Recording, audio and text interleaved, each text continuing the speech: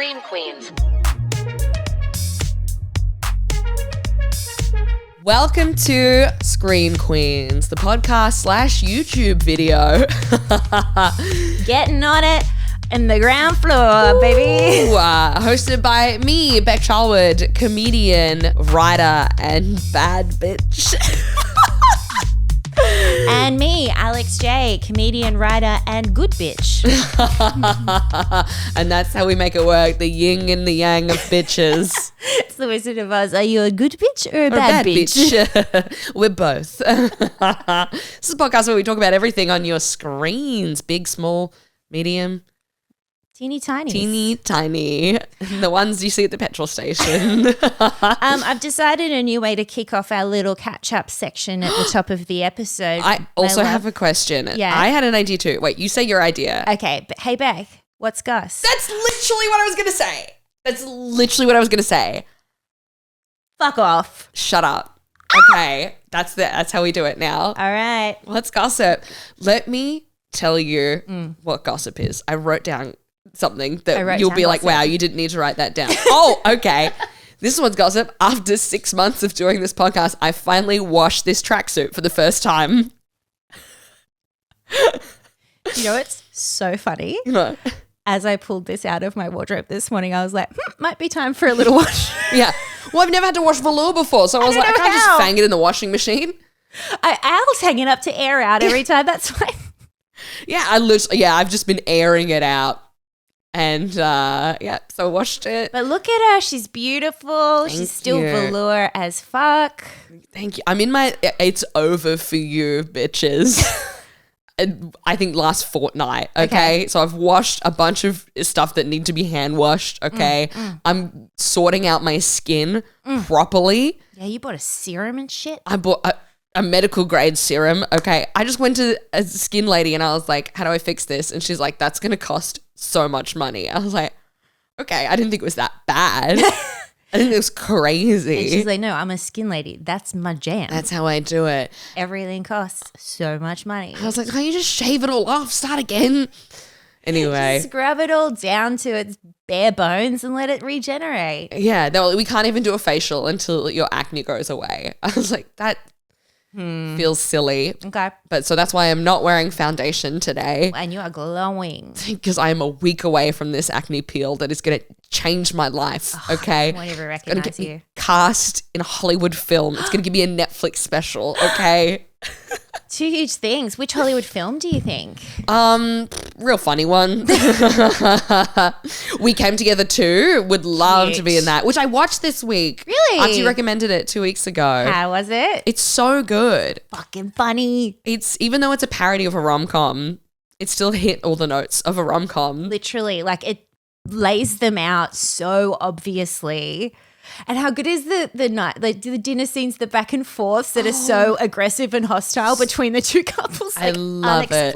It's so good. It's fantastic. Yeah, nice. But yeah, I've also dusted a bunch of surfaces in my house that have needed to be dusted for a long time. It is over for us bitches this Yeah. week. Watch out. Heed my words. Okay? I'm also drinking enough water. Yeah. Be fucking scared. I am. What's gossip with you? Gossip with me. Oh, I went away on the weekend for a lovely jaunt up north. To Brunswick. Brunswick Heads, just a 15-minute drive away from Byron. I did get confused when you said Brunswick. I was like, That's in Melbourne. suburb in Melbourne. Your gig's down there, babe? Just a lovely summer getaway to the southernmost point of Australia. We're the comedian capital of Melbourne, where every Melbourne comedian lives. Just to get away from it all, you know. Brunswick Heads had a lovely little like motel up there, and it was gorgeous. I highly recommend getting away. And you recommend a holiday? I recommend holiday. You think it's good for your mental health? It turns out. Turns out. My brain has had a refresh. Like we were just saying, scrub your skin down. I feel like my brain's had a scrub down to its bare bones. Gotten the towel and just around the back. Oh, it feels good. It's itch. Smooth. No more wrinkles. That's it. It's dry. So that goes with me. That's fab, guys. Yeah, but What have you been watching this week? Well, I don't have the last 2 weeks. I feel like I've watched so many things, but I can tell I've been getting my shit together because the list is fairly short. Yeah, nice. The main thing that I have, I don't know if it counts as watched, but it explains something we all watched a couple of years ago. Absolutely. Is I've been listening to the podcast Who Trolled Amber. I've got that in my subscribe page. I haven't had the guts yet to jump in. Me too, because I was really worried that it was about the court case and like going into a lot of details about domestic violence, which, believe it or not, I don't really feel like a lot of the time because the world's already like pretty rough. And it's just the main theme in so much media these days. Yeah. But it's been so eye-opening as to how much shit online we see is generated by bots. Oh, shit. It's like, I'm now looking at the internet so much more unfazed because I'm like, none of this is real. Interesting. Like, all of this is being paid in some way or pushed to me for reasons that I don't fucking care about and shouldn't care about. Wow. It's very interesting and going into how long the campaign was going on prior to the court case that we saw of like making her look crazy and shit. Oh my God. And where it's coming from and like Russia. No. Oh, it's not Russia. But some countries get named. Some countries get named. This is insane. It's fascinating. It is like still going through the court case and, you know, this woman being made to look like she's insane. It's like, yeah, is that really hard to listen to?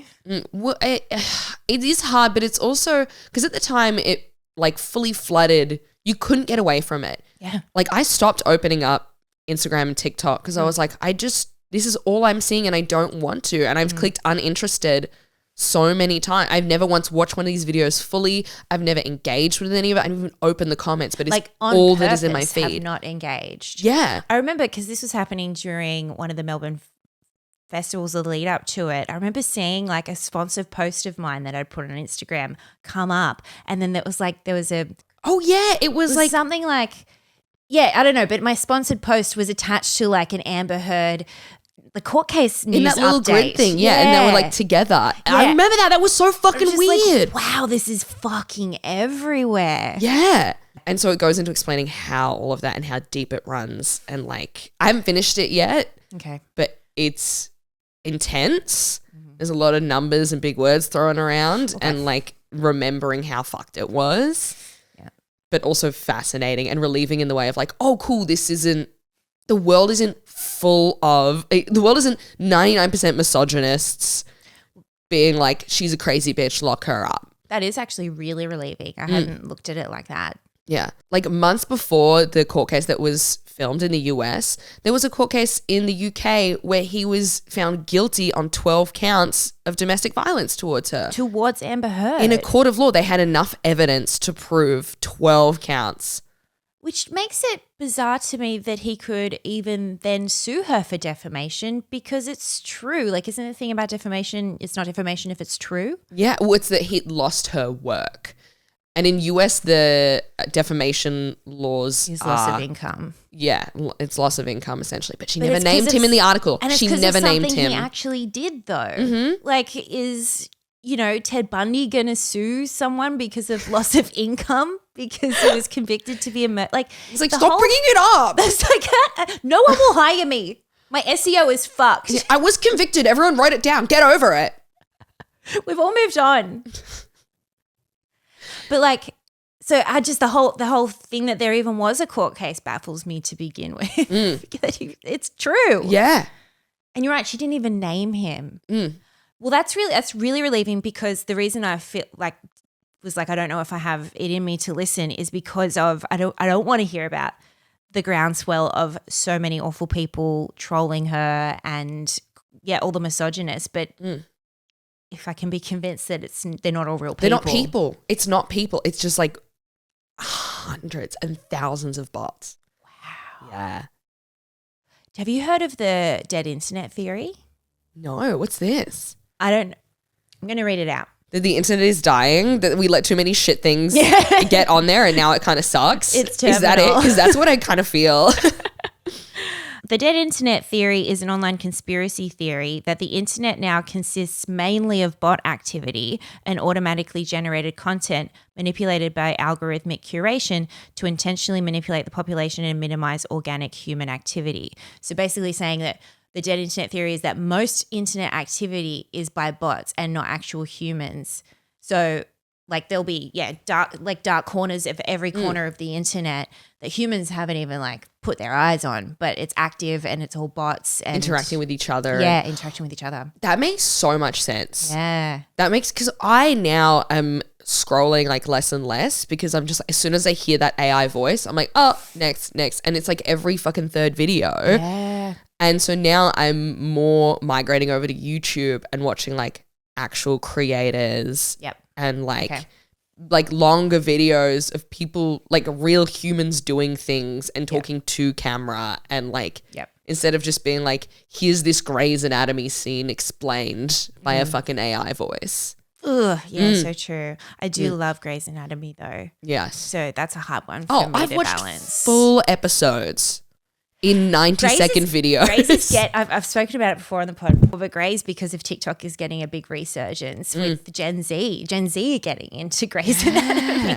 but it's all because of the fan edits, which have to be AI for sure, the clips that are just pulled and captions popped over them. They're not even real, like full scenes either. They cut halfway through sentences. It's purely just, content farm. Yeah. I fully am on board with this dead internet theory. Yeah. Will I stop consuming? Absolutely not. Well, we can't, because then there'll be just more bots than humans. The Yes. humans need to take back over. So we have to be out here. We have to be out here. It's important for us to keep contributing. I got some other things I watched, but I want to know what's something you've watched. Well, similar to you, I actually watched a fuck ton of shit last week and not much this week on account of my jaunt away up north. I wanted to watch things, but unfortunately we couldn't connect our Chromecast and so you're like, we're not TV. pulling out a laptop. Absolutely. We're not watching it on the phone. So we just popped the free-to-air Olympics in the background when we were in the hotel room. But something I have been really getting into accidentally purely because of algorithms, but Biden, Harris, Trump. The US election, right? And I've actually really been trying to not get too sucked into it because my betrothed is, and I feel like he's doing enough for both of us. And I'm just kind of more protecting my peace at this point. Yeah. With it all, how do you feel? Oh my God. Election? I purposefully scroll past it because one, sometimes you get caught into the content so deep that you're like, you forget that it's not our country, that it does not. Bing bong. I think a lot of Australians forget it's not our country. We literally had a family lunch that was ruined recently because someone who will remain unnamed, so don't message me being like, you talk shit about me on the podcast. I'm not naming you. Let the record show. All right, similar to the Amber Heard article, you are not named. Do not take me to court. Jenny, who does our notes. Live transcribing. So Jenny, if you make sure you take that down. Thank you. Put an asterisk next to it. Thank you.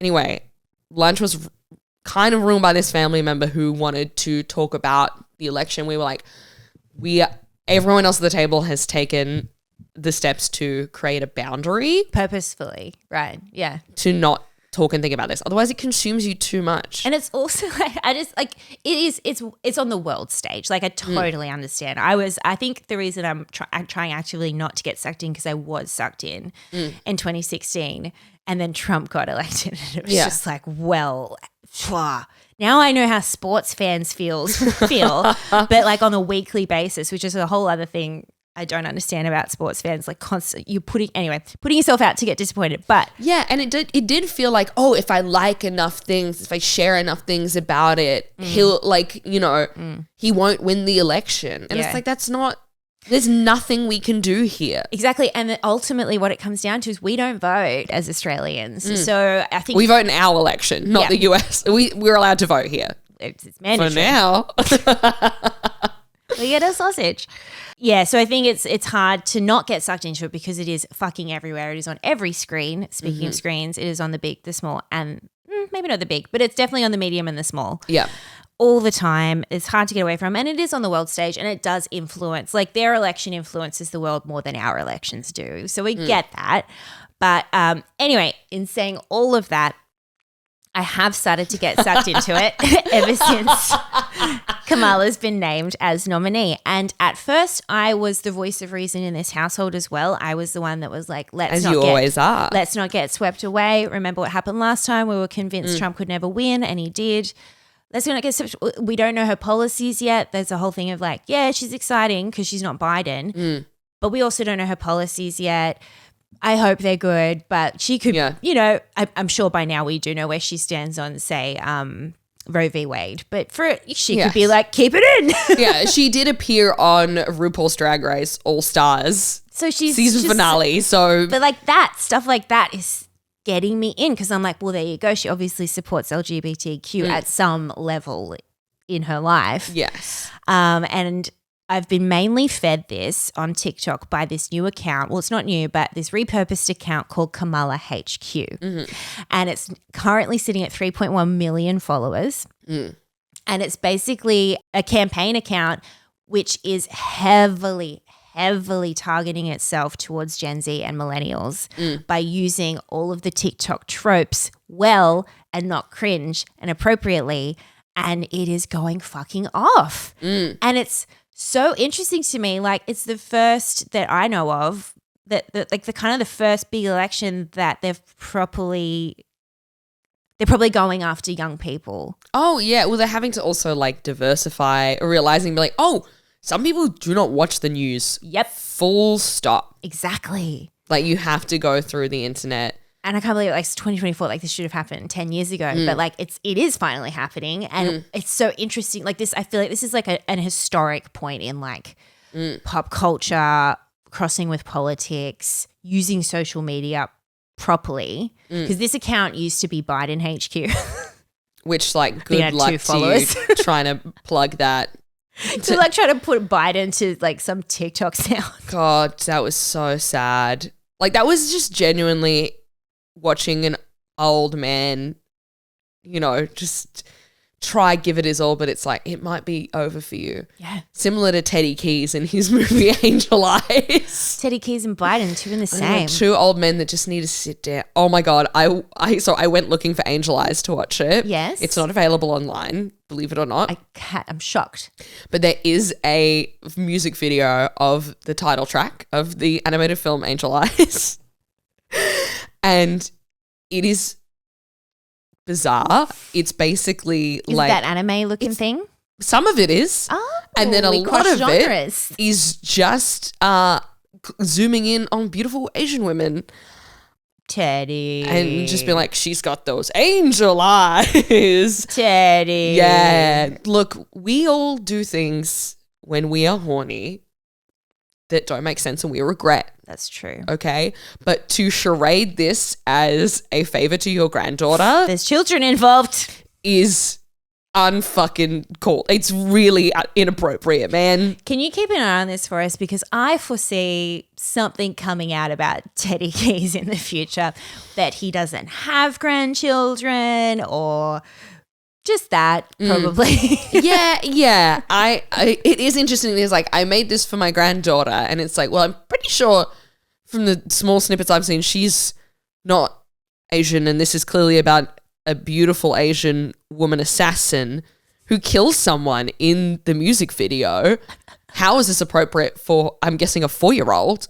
Well, I look for, again, as we said last week, I look forward to Teddy Keys finally being in distribution so we can review this stunning movie. I hope he gets it out in time for Oscars season. Me too. But or at least Cannes Film Festival, surely. Cannes.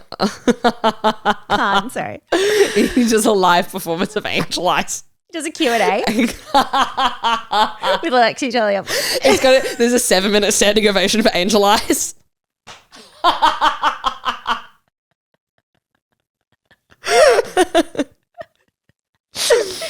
Oh, cool.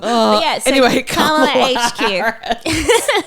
KamalaHQ, it's just a really, I think we're in a really interesting time of crossing over of Gen Z social media and politics finally coming together effectively. And it's just really a really interesting time to watch. And also, just as we're recording this, just recently she named her running mate. Can't remember his name, but it's someone that everyone is happy that she chose. Oh, cool. Which people are like, wow, the Dems making the obvious choice for once. Last time I was sort of like curveball. Yeah. So it'll be really interesting to see. I kind of wish the election was soon. It's still a few months away. It's forever away. People are like, it's coming down. It's still like 90 days away or some shit. So I'm hoping because I'm just hoping the hype of this online takeover doesn't die down by then. But it's just so interesting. It's also very interesting, as always, with TikTok to see Gen Z, like the younger generations, being like politically eloquent and articulate and intelligent and like just fucking like running circles around people who are like 10, 20 years older than them. Who do the fucking news shows and stuff. Like they just know so much and it's really exciting. I mean, I'm sure there's a team of 20 people running this account. Of course, absolutely. It's definitely election related. Definitely. And but they're definitely young, or they're at least younger millennials who are online getting trends, understand what will hit and what will go viral and what messages need to go out. Like, but yeah, it's just really interesting to see what will happen, and I hope she does get elected because just God, the disappointment. Everyone's getting their hopes up. I'm just not having any hopes. Yeah. Anyway, that was our chat about US politics that we said we weren't going to do, but we did it anyway. But it's shout out to KamalaHQ. But we can't help it because it is literally on all of the screens right now. You can't get away from it. Yeah. Especially now that the Olympics are finishing up. It's going to be just election. Yeah. Lord knows what Albo's up to at the moment. Couldn't tell ya. Yeah. Couldn't tell ya. We get a check-in from Dutton every few weeks saying something fucked. I don't even know who he is. No, I do. He's the weird looking one, right? Yeah, he looks like Voldemort. Yeah. That's him. Speaking of, that's a perfect segue. Who should be the president? Who should be in charge of America? Yep. Today for our main course, we watched a medium screen carbonara, which is the Simone Biles Rising documentary on Netflix. Oh my God. Okay. So I have not been keeping up to date with the Olympics as I should have. Neither have I. I know that last time, a couple days ago, we were third in the medal tally. Huge. Which go off. Yeah. Behind Paris and China. Okay. So it's kind of a given every time that a country is like the country hosting the Olympics. They tend to do pretty well. Yeah, true. It seems to be pretty affordable for them to send like a ton of Olympians. all of it. So I was like, go off Australia. We won a gold in BMX, which was cool. Didn't even know BMX was in it. That's sick. Oh, yeah. The Olympics is cool now. Yeah, the Olympics is really cool now. The Olympics is just like KamalaHQ is appealing to Gen Z by putting cool things in like BMX, breakdancing, and skateboarding. Things that are still really cool and relevant to young people. Next, they'll have an event in Riz. Yeah. They'll have an event of no capping. Oh, sorry. Oh, okay. So, but all I've really cared about, obviously, is the gymnastics. Yeah. And Simone Biles making a comeback. Yeah. So how much did you know about Simone Biles and her journey in the last 4 years before watching this doco? Well, I had listened to, we have to stop mentioning them every single episode. Can't help it. They're great. Celeb Memoir Book Club covered her book in the wake of the Olympics. And so I learned a lot about her childhood. But fantastically, this documentary doesn't have a ton of crossover of what's in her book. Oh, very interesting. I did notice when watching the doco, I'm like, I didn't really learn anything about her except her family situation, much about her childhood, which usually, God, you'd fill an hour with that as set up to a documentary series. And they just went straight into the story, which I really appreciated. Yeah. They went into where like her big downfall was, which is like for documentaries compared to other downfalls we have seen. She took a little tumble. The mental pressure got too much. She took a little tumble. And one finished and I was like, oh, was that it? Yeah. Is that what we're reckoning with? Yeah. Oh, okay. She did 1.5 turn instead of a 2.5. But she was meant to do 2.5, Rebecca. What the fuck? Get out of here. God, you really realize how few expectations are on you watching this documentary. Yep. Truly. Everyone expects the minimum, if not less, from me in my life. I think I've got a lot of pressure on me. Literally day to day, I lament constantly. There's so much pressure on me. Well, actually not anymore since I've gone freelance, but beforehand. Yeah. Take a fucking seat, previous Alex. Pressure. Come on. Yeah. It's like you didn't have to run at a stationary object full pelt today. And if you didn't do that, people would be like, you're letting down America. And if you did it wrong, you break your fucking neck. Yeah. Insane. My God. So you knew just like roughly about what she'd been through and stuff, like what happened at the Tokyo Olympics? I totally forgot about this. Me too. I totally forgot that the world was counting on her. She took a tumble and then had to take a break for mental health. I remember that, but it's really cool to see everything that went on behind that. And I think the timing of this release is exquisite. Mm-hmm. What did you know? I just knew that I really didn't know much. I knew that she had quit at some point. I didn't realize it was during the Olympics. I thought she just decided not to attend or something like that. And I knew it was because of mental health. And I'd always just knew that she was I kind of thought she was never there. Yeah. So the stakes are a lot higher in the real story than in my memory of it. But I just knew it was always attached to mental health, and I just remember being like, "Yep, she's a really respectable person. She's an advocate for mental health." But I didn't know any about how much pressure there was on her and how much ridicule she got. Yeah. Wow. Yeah. So should we get into it? Oh my God, yes. So can I say, I fucking love this. This was fantastic. This was such a well-made doco. Yeah. 2 eps, 50 minutes apiece. Oh, we're only halfway. Oh, is there more episodes? Yes, there's more episodes. We're only halfway. Oh my God, how exciting. Yeah, there's more episodes. It said like in the fall, which I'm assuming they mean the American fall. Otherwise, we're waiting until 2025 for the next 2 episodes of this thing. But it's like, the fall of 2028 Los Angeles Olympics is when they'll release the next 2 eps. I was so shocked because I sat down to watch it. I was like, what is this, like 90 minutes? And I was like, 2 hours and it's only part 1? This woman is under 5 foot. How much story can she have in her? She's so teeny tiny. She's so little. And so strong. Yeah. Oh my gosh. She could beat the shit out of me. Oh, absolutely. So, okay. No, that's interesting. Yeah, cool. So the part 1, really easy to get through, 2 hours max. Like that in itself, I think is excellent for a documentary series. There's no fat. Everything is straight to the point. It's all about the story. Yes. And it goes quickly. Really quickly. Really well edited. For 2 hours, it does not drag whatsoever.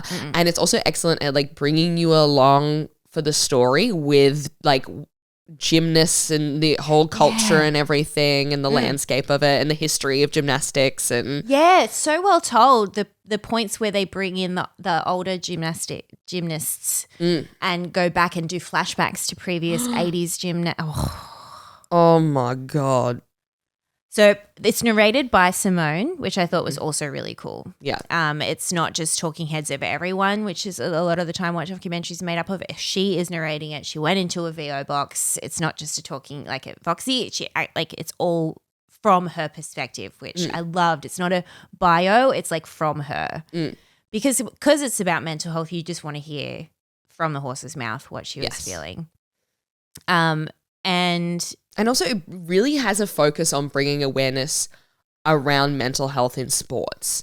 Yeah. Like often documentaries about people can be like, this is biographical, but it also is really talking about how deep this issue runs and how long it's been going on and how passionate she is about it. Yeah. Because, with her husband, she's like, since what's happened to her husband's now in therapy and properly looks after his mental health as a sports person. Which honestly to me, I was like, wow, so relatable of like, I think that many women will relate to, wow, I've been going to therapy for like years and being on top, and then you get in a relationship with someone, it's like, wow, okay, so now would be great if you also. Yeah. Have you heard of this therapy thing? You know what'd be really cool and chill? if you also went to see a therapist. You also worked on yourself and catch up to me. So that's also not my job as well. Honey, you are not his therapist. Yeah.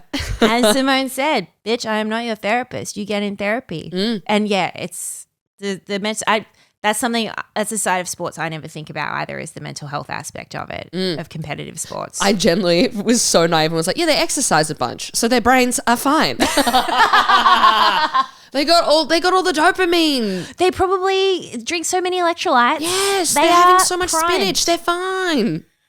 So true. And then they had a lovely dinner at their beautiful breakfast buffet. Their beautiful kitchen island. Oh my God. Their home life seems really cute. It really does. It seems lovely. And they even, they touched on that towards the end of part one, is just how important it is for competitive athletes to have the balance of home life and competitive life.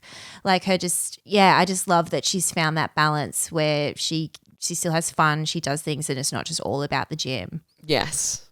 That's something I'd never even thought of either. I was just like, yeah, well, they live, eat, breathe their sport, but they love it, so that's fine. Yeah. No, of course they need to be normal people too. Like, she looks so happy going to see his game. Yes, that was so cute too. So cute. Not that I've ever experienced being the center of attention on a global scale, but her expressing how she's like, finally, the attention's not on me. Yeah, I get to celebrate him. Oh, just gets to sit back. That's how I feel when Luke and I go out socializing and we meet people, and I'm not good at small talk, but he's excellent at it. So I just get to sit back and let him take the lead in this new person we've met. It's exactly how that feels. And you're like, yay, look at him go, using his communication skills. Gonna have a drink and not engage. And yeah, she's found like a community in the other football wives and stuff as well, which is incredible. That was really cool. I'm just so happy she's happy. Me too.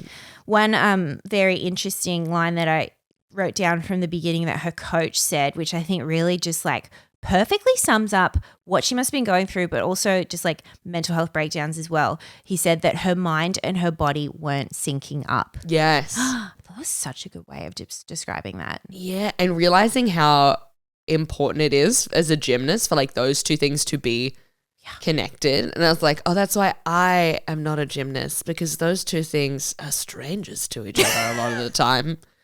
I got to get back to meditating. Barely met. Yeah. They meet every now and then, you know. They've shaken hands. For the one run I do a fortnight. Even then, though, I'm listening to a podcast. Yeah, I don't check the roads before I cross them. Another part that really stuck out to me was this big montage that they did about the pressure that the media was putting onto her leading up to the Olympics. It was insane how much they were like, she's going to save our country almost.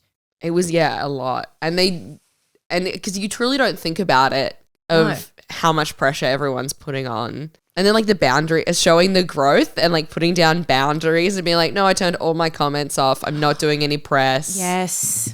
Like Beyonce of being like, I'm not doing any interviews. Let the work speak for itself. Let the work speak for itself. How did you feel about the going back and looking at the previous Olympics of the past and what they put athletes through? Oh my God, those poor girls. And that they were like 15, they're actual children. I couldn't believe how young they were. Don't they have a child Olympics for that? Right, truly. I was like, you're watching all these other events and watching people in their like mid-20s and up compete, and this literal pre-pubescent teenage girls in the fucking Olympics. Insane. I had no idea. I just assumed they were at least 19, 20. Oh my, yeah. And like they've all got like shit bandaged up and they're still like pushing through.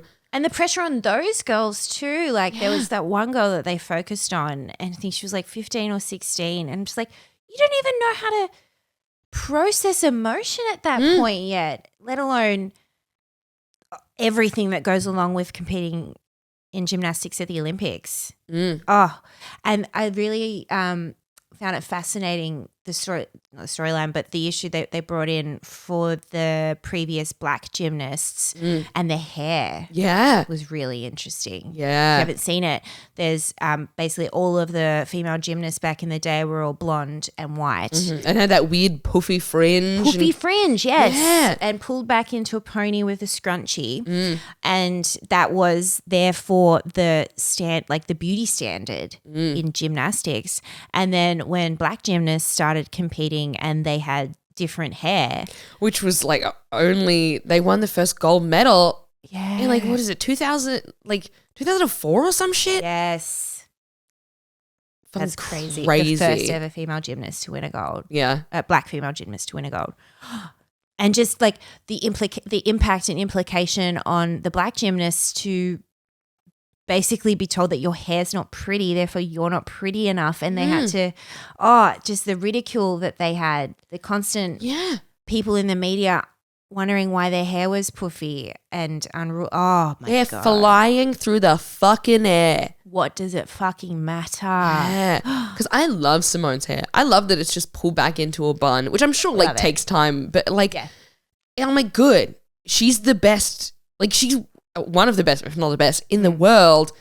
Why the fuck would she spend any time doing her hair nicely? I love that she doesn't spend time. If she came out full glam, what is this, like a pageant? Yeah. Like, it's fucking gymnastics. It's what they're doing with their bodies. Oh my God. You think fucking people doing shot put and shit have to think about that?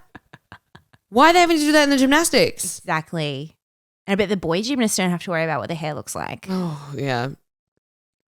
Ridiculous. But yeah, that was a cool conversation to see. I also liked when they did the montage of people after she pulled out of Tokyo criticizing her. And then she had the like little shade line of like, these guys can't even do a fucking cartwheel. And a little part of me was like, okay, well, cartwheels are actually like kind of hard. I genuinely took offense to that. Like, I'm on her side, but a little part of me was like, oh. Okay, well. You think I'm fucking stupid because I can't some do of a us who can't cartwheel? do cartwheels are nice people too. Yeah. They're not mutually exclusive. Not all non-cartwheelers. Hashtag not all non-cartwheelers. 8-year-old me was like, oh, okay. I'm sorry. Something else I loved for the talking about her competitions and stuff throughout her life is her parents said she always needs to know where her parents are sitting in the audience. Oh, yeah. Watching this made me truly realize as to why I didn't become famous in my early 20s, a la Nicole Biles. Sorry. Simone Biles. Her too. Yeah, and Taylor Swift, who their parents are at everything with them and every step of the way being like, you are the best, I believe in you. Meanwhile, can't get mum to come to a comedy show a decade into a career that's going pretty all right. Honestly, and also that she needs to know where they're sitting. I'm sure for her, because she has a great relationship with them and they're very supportive, it's so that she can look at them for support. Meanwhile, the opposite comedy, sit at the back. And I want to know where it is so I know when not to look. Yes, wear a disguise, please. So I can't see you shaking your head and looking terrified. If I make eye contact with you while I'm on that stage, I quit comedy. Yeah. I will quit. I will put this mic down and leave. Wow, such a contrast. So yeah, speaking of what, let's get into when she quit. So she did which like we said before, I didn't really realize, but she did a move that was meant to be 2.5 turns, and I'm not even gonna say only, she managed 1.5 turns. Yes, because she got spooked halfway through it, and she forgot what she was meant to be doing. In that split second that it takes to do 2.5 turns, there was enough. I just find it incredible that there is enough going on in your brain that you can make decisions in those split moments, and stuff can go wrong. I just thought it was so automatic at that point. But yeah, she got spooked, or she got the twisties is what they called it. Yeah. When she finally comes down to Australia and someone gives her a bag of twisties. Oh, and we fucking will too. Yeah, we'll be like, isn't that funny? One of the worst things ever happened to you? Yeah, we got a chip named after it. Oh, Kyle and Jackie O, I predict. Kyle, put the chip packet down, you son of a bitch. So yeah, so she gets spooked, she gets the twisties, what she calls the twisties, and manages 1.5, and the devastation that you can just see in her face. How can you, to be able to have so much control over your facial expression, because she's like, I need to know, I didn't want to freak anyone out. Yeah. I didn't want to show anyone that I was freaking out. Oh, and those close-ups. Oh. Yeah. Those cameras are right on you. Yeah, like in 4 fucking K. There was a moment in this that I weirdly felt relatable of where she's like packing up all her stuff and then she's like hyping up her girls and being like, you guys are doing great, you don't need me, you're the best, da, da, da. And like, but the tone of her voice, I can liken it to, you know, when you're at a social event and someone says something fucked, or you go and like your ex is there with their new girlfriend and you're going up to the host and be like, no, it's beautiful. It's beautiful. Honestly, one of those beautiful parties I've ever been to. You guys stay. No, I'm going to go. You guys stay. Honestly, I'm fine. I'm so fine. I'm fine. You guys stay. Please bring the Tupperware back, you know, at any point. No rush. Have the best night. Absolutely. Have the best night. True. The word fine is said like 20,000 times. No, I'm fine. I actually really just feel like going home. I just feel like a quiet night in tonight, actually. This actually works out really good for me. Yeah. I think there's actually a new season of Bridgerton, so I'm really excited for that, actually. So I'm good. And then in your head, you're like going to sob as hard as you fucking can in the Uber. Get me out of this room. Get me out of this room. You're like, I'm going to destroy my Uber rating with how emotional I'm about to be. I might spew. In the backseat of a Camry. That's so exact. But in that moment as well, to just be able to keep the composure to get what an incredible woman. Just an incredible. And I love the way she speaks about anxiety. She's never a victim to anxiety. I noticed like anxiety never happens to her. It just is part of her life. And I just think she's so strong, so cool. I mean, also so strong and also showing the connection between trauma and what causes this inability to emotionally regulate. Yes. It's like, I totally forgot that she was a victim of that fucking doctor. And I'm not even going to say his name. Can I be real? Yeah. I hate that I know his name. Yeah. Because it's like, you don't deserve to be remembered in history for anything, you horrific cunt. Mm-hmm. And I found it interesting that didn't come up until Ep 2. That wasn't a headline for the documentary series. And also, like, I think a really smart thing to be like, no, this doesn't define me. Yep, exactly.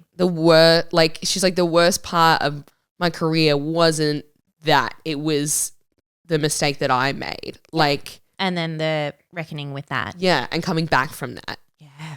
Yeah, and showing how it's like, oh, cool, so trauma and abuse does affect you. Yeah. Beyond the event. Exactly. Because then she gets way beyond. So far beyond. Because then she gets into, well, she talks, a lot of this is about anxiety, but she does talk about depression a fair bit, which is surrounded with the doctor fucking thing. Well, because it lined up with she got back from the 2020 Olympics. Oh, that's right. And then the stuff came out about the doctor that worked for Gymnastics this USA. Woman has had. And then, God, they pack a lot in these 2 eps. They go into her family story. Yeah. And how her parents actually are her grandparents and adopted her. Yeah. And her sister when they were young and in foster care. Oh. So fucking, yeah. Like they need to make her life into a movie. It will be. True, yes. It will be. 100%. Yeah. I mean, who will they get to play her? Tiny black actresses everywhere are already preparing for the role. Okay, are just hitting that gym so hard. Oh my God, she's so ripped. God, she's amazing. It genuinely is like, I know documentaries are all like, you know, particularly sports documentaries are inspiring. But I was like, fuck, I'm going to go for a run today. Yeah. I'm already in my it's over for you bitches era. And this only fueled it. So to get my head and my body synced up like no one else. Yeah, I'm going to put traffic cones out on my future path because you better watch where you step. Now that I've watched this doco. Get away one of those high-vis reflector things so you see me coming at night. Yeah.